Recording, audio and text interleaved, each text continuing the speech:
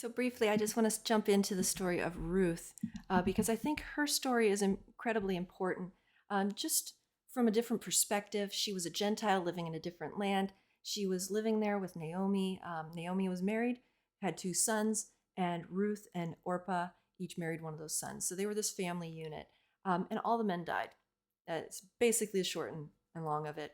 And so we have Naomi, Ruth, and Orpah, and they're trying to figure out we're in this Gentile land. And what are we going to do? Ruth was a Moabitess, so she belonged there, but Naomi didn't. Naomi was from Israel, and she had land there, or at least had land before they had to leave, and land gets restored in Jubilee years and those kinds of things, and so that land was actually their family property in Israel, and so she had a place she could go. Now that her husband's gone and her two sons, she's got to figure everything else out again. Now Ruth and Orpah have every right to stay with Naomi, especially if she still had a husband and was going to have more children so they could marry future sons, that kind of thing. But, Naomi's looking at this and she's like, okay, I'm too old. I'm not married. I'm not going to have any more children here. So there's no hope for you guys getting remarried in my household. So realistically, you're free to go and you don't have to stay with me. And something happens. Orpah says, yeah, great. I'm going to go back to my family or get married again, whatever. And so she goes ahead and does that. But Ruth does something unusual. Ruth says, do not urge me to leave you or to return from following you. For where you go, I will go, and where you lodge, I will lodge. Your people shall be my people, and your God, my God. And there's something really important in that. It was Gentiles could become um, Israelites if they went through certain things, but they'd still be understood as foreign born, I believe. And so there was something here that Ruth is saying. So let's just have a little picture of what's going on. These three women are in mourning. Naomi seems like she's pretty upset and bitter. Honestly, let's just be honest. It doesn't seem like a great situation. Naomi's pretty depressed. And I just take this as one of those pictures of mentorship in the Bible. And sometimes we think we need this mentor that's got it all together, that their life makes sense, that everything's going to go well. And Ruth says, you know what, Naomi, you've been the best thing to me, and you have something that I want. Your God's going to be my God. This has been working well. I know you're not going to give me another husband. I'm not going to have children. It's not going to be anything like that. And I'm willing to leave my homeland because being with you has brought something into my life that I didn't have.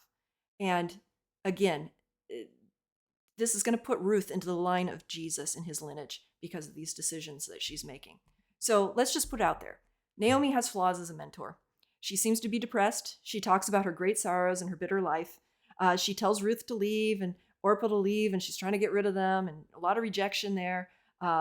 She just doesn't see any plan or destiny for Ruth. She has no grand plans for her own life.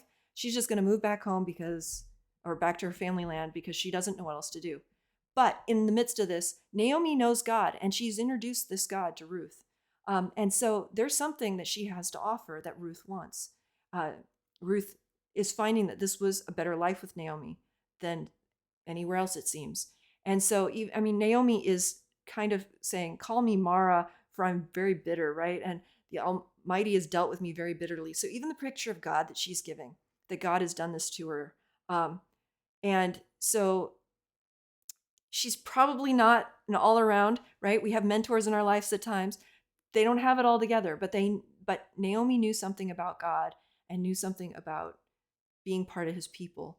And so again, Ruth follows her.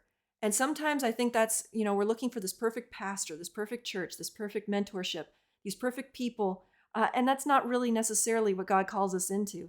He calls us into relationships and people that might be in our life. I'm going to be completely clear here. I had mentorship in the world. They weren't believers. They weren't even following God in the right way, but there were things I learned from them. Somewhat, just in how to lead and things like that. In that time period, that's what God wanted in my life. And if I had rejected them because of the sin in their lives and those kinds of things, you might have a boss or those kinds of things, but there might be some qualities there, not everything, that God wants us to follow. And especially within the Christian community, our discipler may be only a couple steps ahead of us and may have some huge problems. Naomi, it sounds like, needs the joy of the Lord, an inner healing appointment, some other things going on. She needs some counseling, right? She needs some stuff going on. I would immediately say, grief counseling, grief group, something like that, right? There's some things going on in her life, and Ruth doesn't address that. She just says, let's go together. Let me follow you and get to this place where God is.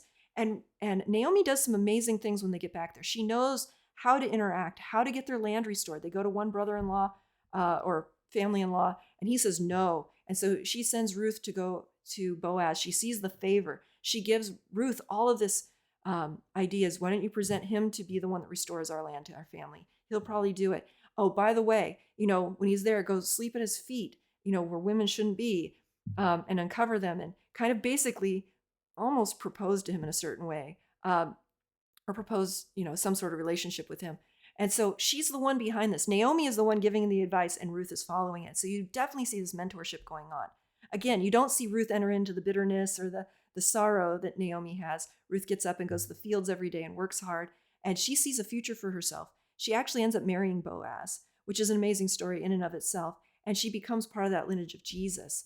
And so as we see this, right, in this story, Naomi's the one that is able to tell Ruth all the steps, right? The man is a close relative of ours, one of our redeemers. It's good, my daughter, that you go out with the younger women, lest in other fields you'll be assaulted. So again, Naomi is from the beginning. She's just this great amount of wisdom. And she is telling Ruth how to live this successful life within this thing. And becomes, as far as Ruth's concerned, she gets remarried, ends up having a child. And so, and working well within a culture that otherwise she wouldn't have known how to do. And Ruth finds her destiny by following this very imperfect person, because that's what God put in front of her. And Ruth chose God in Naomi's life. And that's one thing Naomi had going for her, was that she knew God. And sometimes it's that person of prayer in your church that maybe has all these other weird things going on, but you know that they love God and they're following God. And God's like, why don't you spend some time with them, praying with them every week or something like that, where you start to learn things about God from them. Again, I don't know what that exactly looks like, but I just want to say that sometimes the people that God brings to help us walk into our destiny and calling aren't always the people we would have picked. And I think Ruth is a great example of that she kept her eyes on the thing she wanted, which was more of God. And she ends up being incredibly blessed in that. And she knows how to take in the meat and spit out the bones, as we say, take in the good part and spit out the bad of what Naomi's going to give her. And so she becomes a flourishing mother of a child, and not, bitter or sad. And so again, as Ruth even brings life back to Naomi as she has this child, right? And Naomi gets to be a part of that. And so again, that's part of what goes on in these things. And so again, sometimes finding our destiny or our calling is just a simple step of following that next step into a discipleship relationship or something that God set in front of us. And as we do that, we start to discover what God has for our lives. And so there are so many different avenues that God uses to bring us into this place of finding and knowing him.